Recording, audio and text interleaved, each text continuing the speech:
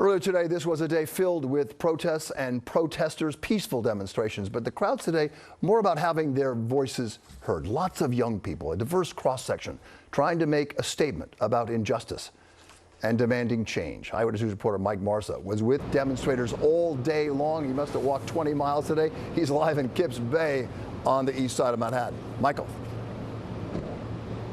Quite the day. In fact, we spent more than 7.5 hours with this group of protesters today, weaving their way in and about Manhattan. And an hour into curfew, officers were still tailing the group, reminding them it's after curfew, it's time to go home, it's time to go home. And once the group reached about 50th and 3rd Avenue, that's when the arrest started. You could see some of the units, dozens and dozens of police officers and units remain on the scene as they continue to wrap up their operation here after a peaceful day that started in Washington Square Park.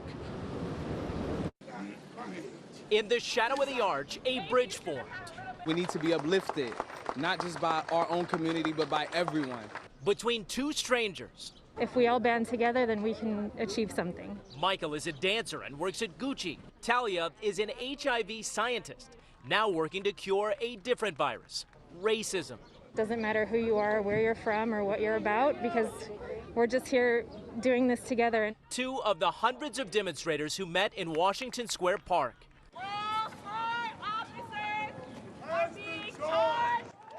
And marched for miles across Manhattan. Apparently they think it's okay to kill unarmed black people, and it's not okay. We will rise up. Stopping to face officers blocking intersections like 35th and 9th Avenue, where we met Susie Rust, a protester who also supports police.